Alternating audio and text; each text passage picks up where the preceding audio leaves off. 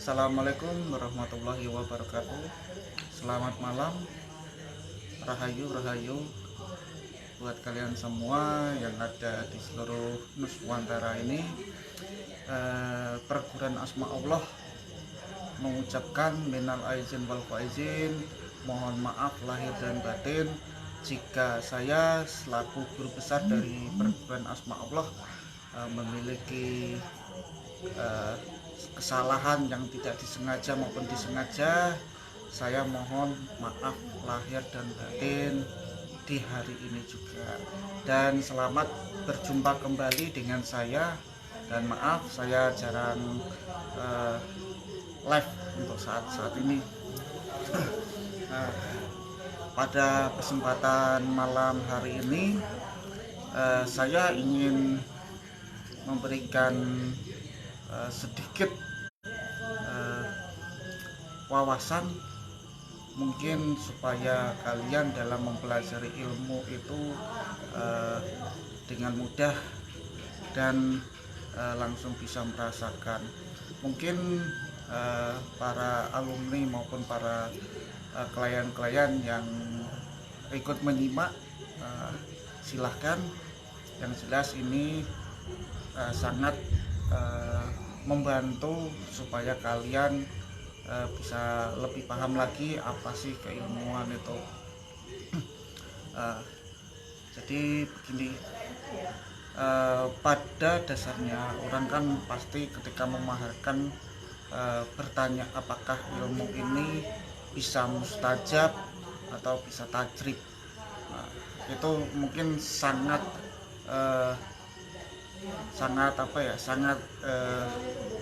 sering ditanyakan apakah ilmu ini bisa langsung terima jadi, terus bisa langsung aktif, atau harus dengan penyelarasan, atau dengan yang tadi saya katakan itu tentang keilmuan, apakah ilmu ini harus seperti ini dan itu, bagaimana sih bisa agar kita bisa merasakan.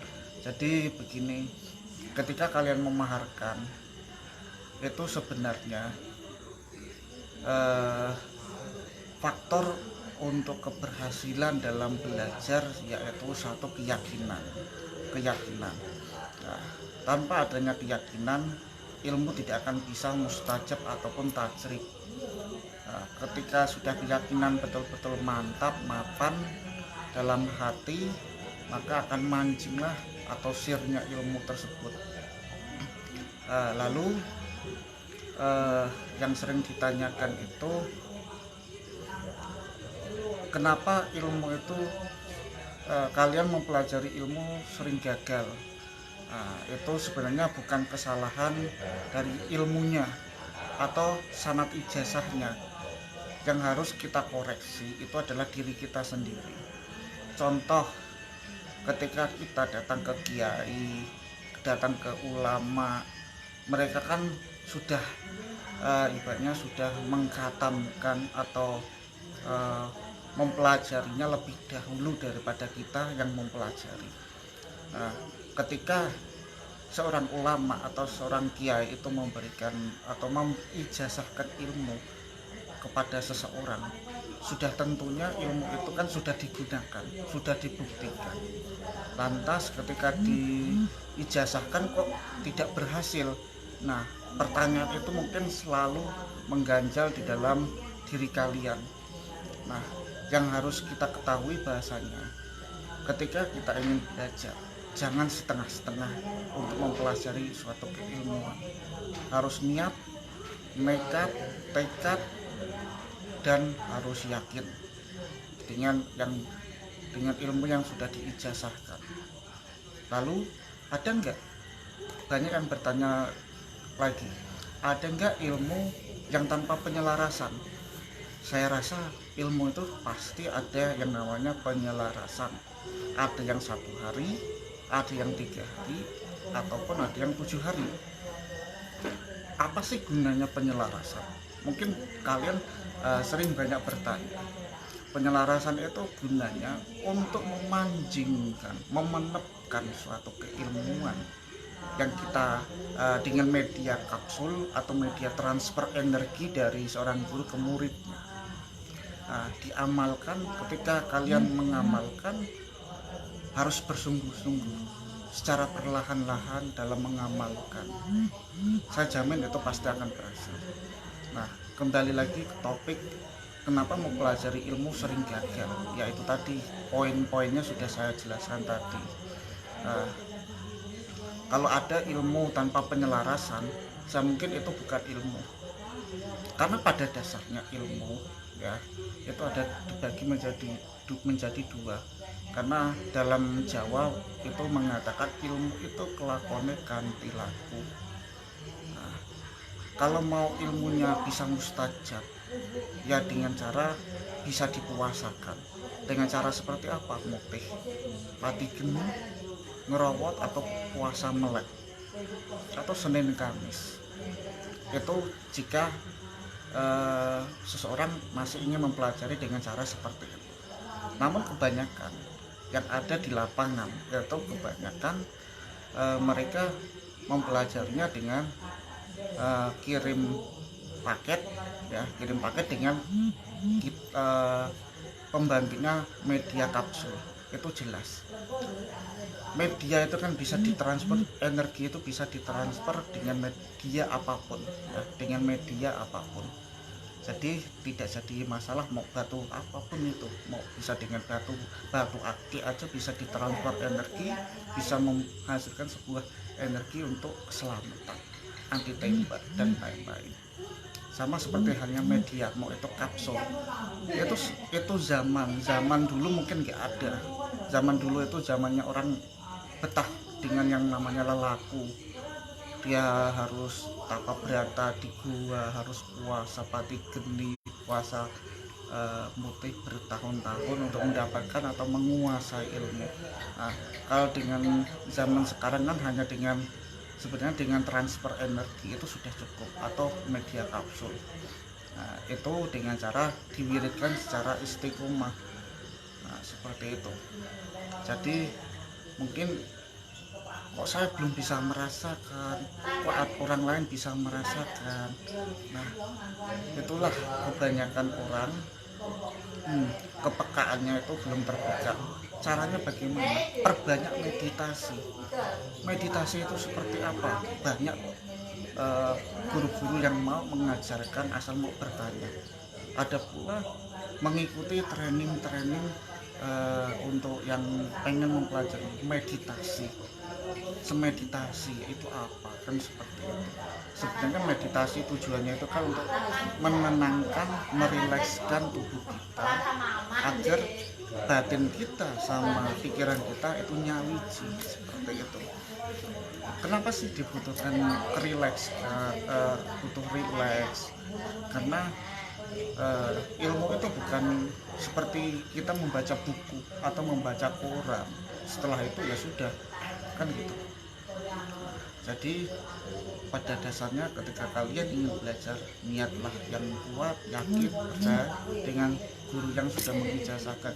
Tidak mungkin seorang guru mengijazahkan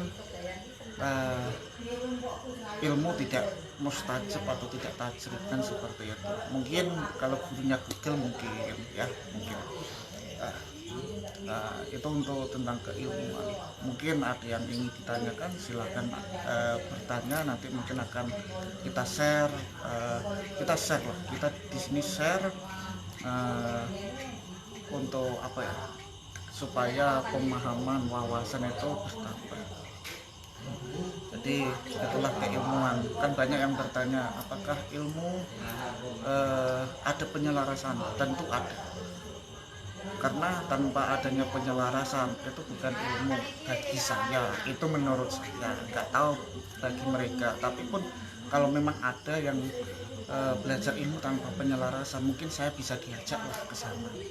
Saya pengen tahu metode apa yang dipelajarinya, kan seperti itu.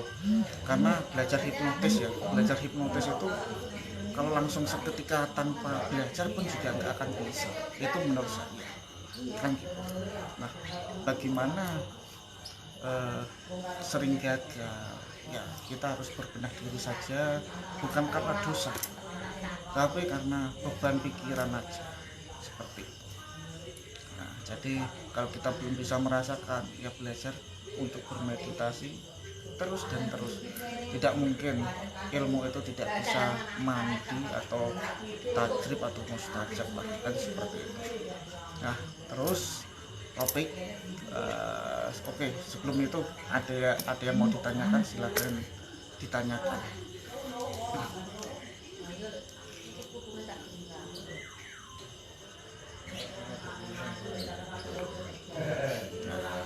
Mungkin itu tentang keilmuan ya. Nah, lalu pembukaan mata batin dengan minyak Jayang Katong, minyak asli saya sendiri yang memiliki. Sebenarnya metodenya itu sangatlah mudah. Mata batin itu bukan berkaitan dengan sombong, sifat sombong, iri, dengki, dan lain-lain. Bukan penyakit hati, melainkan nafsu. Ketika kita sama dengan hanya belajar ilmu, kalau kita bernafsu, wah kita mengejar, melekat dalam hal ibaratnya, aku pengen belajar ini untuk sakti, ya pasti akan susah, karena yang namanya asma atau amalan dari Al-Quran itu sangatlah susah untuk dimustajabkan bagi mereka yang sombong, ya ingin memiliki ibaratnya pengen ditampilkan, itu nggak bagus dan itu nggak diajarkan. Nah, lalu intinya gitu. Jadi kalau ilmu ya semua pasti ada penyelarasan. Nah, kalau untuk mata batin itu tadi kembali ke topik mata batin dengan menggunakan minyak Jayang Katong. Nah, yang sudah saya katakan, minyak Jayang Katong itu bukan masalah hati kalian kotor, bukan. Setiap manusia pasti kotor batinnya. Bagaimana untuk membersihkannya? Dengan sering-sering membaca istighfar dan perbanyaklah sholawat, seperti itu. Apakah saya yang ibaratnya, ada yang bertanya, apakah seorang pendosa itu tidak akan bisa? Saya bertanya, di seluruh dunia ini ada nggak yang bersih tanpa dosa? Jika ada, tunjukkan ke saya, kan gitu. Semua manusia di dunia ini pasti yang namanya dosa pasti ada. Dan munafik kalau ada orang mengatakan, ada yang mengatakan saya tidak berdosa atau orang tidak berdosa, bukan kutip dalam kutip, bukan saya ya, bukan saya, tapi sayanya itu ke orang. Saya mau tanya, di mana orang yang tidak banyak berdosa dan tidak memiliki dosa? Buktikan ke saya di hadapan saya, kan seperti itu. Karena manusia kan diberikan akal. Akal itu gunanya untuk apa? Untuk berpikir, gitu. Nah, itulah. Jadi mata batin dengan menggunakan minyak Jayang Katong, saya perjelas kembali. Ada seseorang yang tidak bernafsu, tidak melekat, dia pengen mencoba. Dalam artian mencoba itu bukan untuk tes-tesan, karena rasa penasarannya. Dengan sedikit baru dioles saja, ada yang langsung kebuka mata batinnya. Ya, ada yang langsung kebuka mata batinnya. Itu media minyak Jayang Katong yang dari saya, itu pengalaman yang saya ceritakan ini, pengalaman nyata dan real. Nah, itu dengan yang pertama, dia tidak melekat, tidak bernafsu, ada yang langsung kebuka mata batinnya secara batin. Mata batin itu apa sih? Sebelum itu mata batin dengan mata visual atau mata zuhir, mungkin saya harus membedakan. Mata batin itu kita melihat dengan terpejam, dengan mata tertutup, menggunakannya, melihatnya dari ini nanti turun ke mata. Mata zuhir atau mata visual itu menggunakan mata kita melihat secara nyata, seperti itu. Nah, minyak Jayang Katong sendiri itu memang bisa untuk membuka mata zuhir dan mata batin. Namun yang saya katakan tadi, kalau mereka tidak melekat, tidak bernafsu, saya berani menjamin itu pasti akan bisa langsung terbuka. Itu faktor supaya langsung cepat terbuka. Nah, namun ketika kalian bernafsu, ya prosesnya akan lama. Ketika kita menginginkan dan menginginkan, pasti akan lama, itu udah pasti. Karena apa? Yang bermain itu adalah pikiran kita, bukan batin kita. Oke lah, banyak yang mengatakan wah, bukan mahal batin itu ada yang mudah, ada yang susah. Ya, saya memang menyadari ada yang memang yang susah dan membutuhkan proses bertahun-tahun. Nah, jadi kembali lagi, untuk pembukaan mata batin dengan minyak Giant Katon itu memang sangat cepat ketika mereka tidak melekat, tidak bernafsu. Ada pula itu dengan menunggu usia. Ada yang menunggu usia baru terbukalah sempurna. Lalu ada juga yang sudah kebuka tapi kita tidak tahu karena dangkalnya pemahaman tentang mata batin. Yang kita tahu mata batin itu kita belajar ya, kita tirakat langsung blek, kita pengen melihat. Itu enggak seperti itu, tidak seperti yang Anda bayangkan gitu. Nah, itu pengertian mata batin dengan minyak Giant Katon. Jadi proses yang tiga poin ini yang bisa cepat terbuka mata batinnya atau mata zuhidnya, yaitu satu, tidak melekat dan yang kedua tidak melekat ya. Terus yang kedua itu menunggu usia kita. Setelah itu kita sudah terbuka tapi kita tidak mengetahui, kita tidak sadar karena masih diselimuti oleh pikiran-pikiran kita. Akhirnya kita menyalahkan gurunya. Oh, gurunya kok seperti ini mengajarkan. Sebenarnya bukan kesalahan gurunya, tapi cobalah kita introspeksi diri, intinya sih seperti itu. Dan penyebab kegagalan itu kan kegagalan tentang mata batinnya kurangnya pemahaman. Nah, dalam konteks dia tidak mengetahui mata batin, yang dia tahu kan cuma bisa melihat demit, melihat jin. Itu kan persepsi mereka, persepsi kalian kan gitu.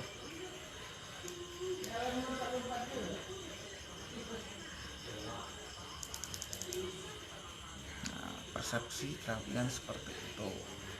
Nah, yang membuat gagal sih seperti itu, karena ya kembalilah ke dalam diri kita sendiri, perbaiki diri kita, perbanyak beristighfar dan bersolawat. Itu pengertian dari minyak Giant Katon. Nah, seperti itu. Jika ada yang mau ditanyakan silahkan ditanyakan.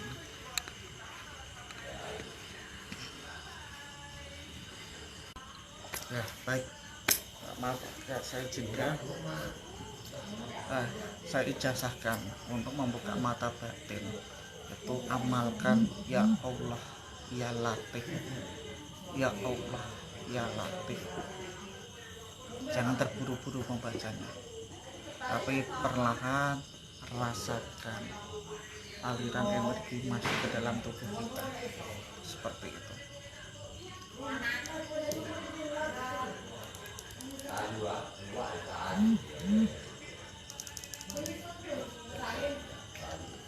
Mungkin jika ada yang mau ditanyakan silakan ditanyakan. Kalau tentang keilmuan sering gagal, yaitu kesalahan dari mereka yang mengamalkan. Intinya sih seperti itu. Kalau ditanya adakah ilmu tanpa penyelarasan, saya rasa tidak ada ilmu yang seperti itu. Yang jelas ilmu itu pasti ada yang namanya penyelarasan, itu pasti dan wajib. Entah itu 1 hari, entah itu 3 hari, entah itu 7 hari, tergantung gurunya dan tergantung ilmunya sebenarnya. Nah, kalau tentang mata batin dengan minyak Giant Katon itu nggak usah saya basa-basi. Intinya sih kalian bisa melihat dari testimoni itu cepat sekali untuk terbukanya. Yang jelas tidak melekat, tidak memiliki nafsu, bukan dalam artian nafsu seks ya. Nah, itu perlu dibawa garis bawah, tapi nafsu keinginannya.